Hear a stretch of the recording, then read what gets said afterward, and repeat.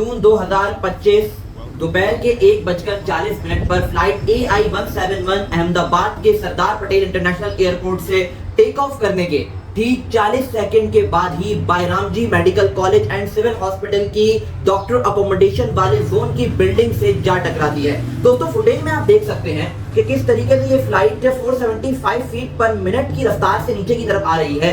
जानते हैं कि कौन है इस वाकये का जिम्मेदार, क्योंकि इस वाकये को अगर डिस्कस किया जाए तफसील से तो बहुत सारे शवाहिद हैं, बहुत सारी कहानियां हैं, बहुत सारे मिथ्स हैं और बहुत सारे फैक्ट्स हैं जो सामने आए हैं। तो फ्लाइट से 625 फीट ही ऊपर जाती है। इसी एल्टीट्यूड को अचीव करने के बाद ये फ्लाइट क्रैश कर जाती है। जी हाँ दोस्तों, flight tracking website flight radar 24 की वेबसाइट के अकॉर्डिंग ये फ्लाइट का राब्ता टेक ऑफ करने के बाद ही एयर ट्रैफिक कंट्रोल सिस्टम से मुनक़ते हो जाता है, जबकि एविएशन रेगुलेटरी अथॉरिटी के मुताबिक सीनियर पायलट मेडे कॉल का सिग्नल एयर ट्रैफिक कंट्रोल को देता है, लेकिन सिग्नल डिस्टॉर्शन की वजह से और कम टाइम रह जाने की वजह से 30 से 35 सेकंड के ड्यूरेशन की वजह से ये सिग्नल उन तक नहीं पहुंचता। अगर मैं बात करूं मेडे कॉल के सिग्नल की, तो मेडे कॉल का सिग्नल बेसिकली कैटास्ट्रोफिक और डिस्ट्रक्टिव सिचुएशंस में इस्तेमाल किया जाता है। टाइम्स ऑफ इंडिया की रिपोर्ट के मुताबिक अब तक 241 लोगों की जहाज में डेथ हो चुकी थी, लेकिन दोस्तों 50 से ज्यादा डॉक्टर्स भी थे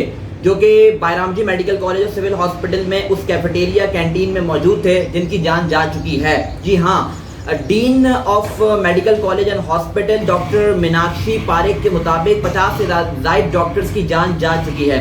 इसी केस को अगर डिस्कस करें, एयर इंडिया टाइम्स की रिपोर्ट के मुताबिक टोटल फ्लाइट में 242 पैसेंजर्स इंक्लूडिंग क्रू मेंबर्स मौजूद थे, जिसमें से 169 इंडियंस, 53 ब्रिटिश और 7 पुर्तगीज नेशनल थे। लेकिन दोस्तों 241 की जान इसमें चली जाती है और जान सिर्फ एक ब्रिटिश नेशनल की बच जाती है जो कि सीट 11A पर बैठे होते हैं। विश्वास कुमार रामेश ही सरवाइव कर पाते हैं। इनका सर्वाइवल का रीजन ये होता है कि ये डोर से छलांग लगा देते हैं। दोस्तों कैप्टन सुमित सबरवाल जो कि एक सीनियर पायलट होते हैं, उनका एक्सपीरियंस 8200 घंटे का होता है, जबकि साथ इनके जो को पायलट होते हैं क्लाइव कुद्दार, उनका एक्सपीरियंस भी 1100 घंटे का होता है। अगर इनके एक्सपीरियंस पे बात की जाए तो इनका एक्सपीरियंस कम नहीं था, दोनों ही प्रोफेशनल और एक्सपीरियंस पायलट थे। लेकिन ऐसी क्या गलती हो गई जिसकी वजह से ये प्लेन क्रैश हो जाता है। दोस्तों इतना मुश्किल हो गया है कि इनके जो विक्टिम्स हैं उनके डीएनए को मैच करना, आइडेंटिफाई करना मुश्किल हो गया है, और जो विक्टिम्स की डेड बॉडीज मिली हैं वो पूरी तरीके से जल चुकी हैं। क्रैश इंडिया की वेबसाइट के मुताबिक बोइंग 7878 11 साल पुराना जहाज था, जिसको 2011 में लॉन्च किया गया था। दोस्तों 700 से ज्यादा फ्लाइट टेक ऑफ करी जा चुकी थी, लेकिन एयर इंडिया की एक और रिपोर्ट के मुताबिक इन जहाजों की कोई प्रिवेंटिव मेंटेनेंस नहीं हुई थी।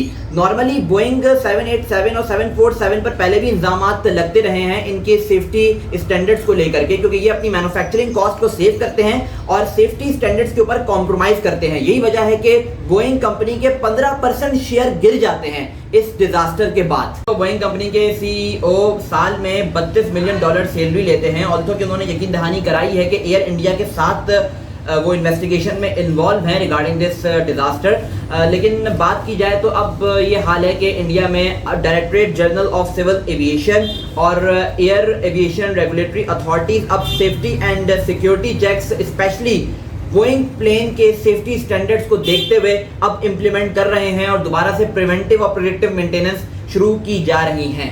वाइफ अपने खावन से मिलने जा रही थी तो कोई माँ अपनी बेटी से मिलने जा रही थी।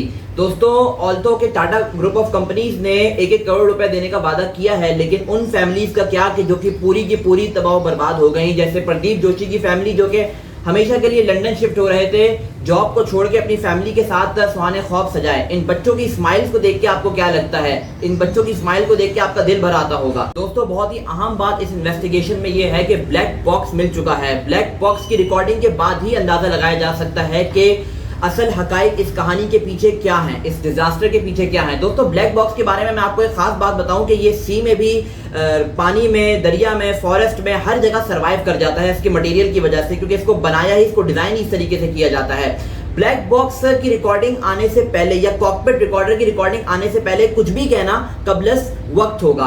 AAIB aircraft accident investigation bureau अब पूरे शवाहिद इकट्ठा करके किसी कंक्लूजन पर पहुंचेगी कि आखिर ये डिजास्टर पेश आया कैसे। दोस्तों ब्लैक बॉक्स रिकॉर्डिंग से सरफेस मूवमेंट्स को और पैसेंजर की वॉइसेस को रिकॉर्ड किया जाएगा। इसके अलावा कॉकपिट रिकॉर्डर से पायलट्स के दरमियान होने वाली कन्वर्सेशन को रिकॉर्ड किया जाएगा कि पायलट्स आपस में क्या बात कर रहे थे। अगर हम बात टेक्निकल रीजंस की करें कि ये प्लेन आखिर जाकर क्रैश हुआ किस तरीके से, तो पिछले 5 साल में अहमदाबाद में बर्ड्स की स्ट्राइक से 462 इंसिडेंट्स पेश आ चुके हैं। इसके अलावा इंजन फेलियर भी हो सकता है, लेकिन एक्सपर्ट्स बताते हैं एविएशन के कि उसका chance once in a billion है कि कोई इन दोनों ही इंजन बैक वक्त फेल हो जाएं। एविएशन एक्सपर्ट्स कहते हैं कि इसके विंग फ्लैप्स एक्सटेंड नहीं हुए ड्यूरिंग टेक ऑफ। दोस्तों, एक बहुत ही अहम टेक्निकल रीजन की अगर बात करें, फुटेज को अगर आप गौर से देखें, जो प्लेन क्रैश की फुटेज है 20-30 सेकंड की, उसमें ये बात देखी जा सकती है कि इसके व्हील खुले हुए हैं और इसके जो फ्लैप्स हैं वो थोड़े टिल्ट हुए हुए हैं। तो मे भी पॉसिबल है कि सीनियर पायलट ने को पायलट को ऑर्डर दिया हो कि व्हील्स को जो है वो ऑफ करके फ्लैट्स को आप नीचे की तरफ रखो, जबकि देखा जाता है, गौर से देखा जाए तो फ्लैट्स जो है वो जीरो ओरिजिन पोजीशन के ऊपर ही हैं, जबकि होना उनको नीचे की तरफ चाहिए था, और जो लैंडिंग गियर व्हील्स हैं वो खुले हुए हैं, जबकि ऐसा नहीं होता। और अगर ये ऐसा है तो फिर ये पायलट्स की तरफ से मेजर ब्लंडर है, जो कि सीनियर और बहुत प्रोफेशनल पायलट्स हैं।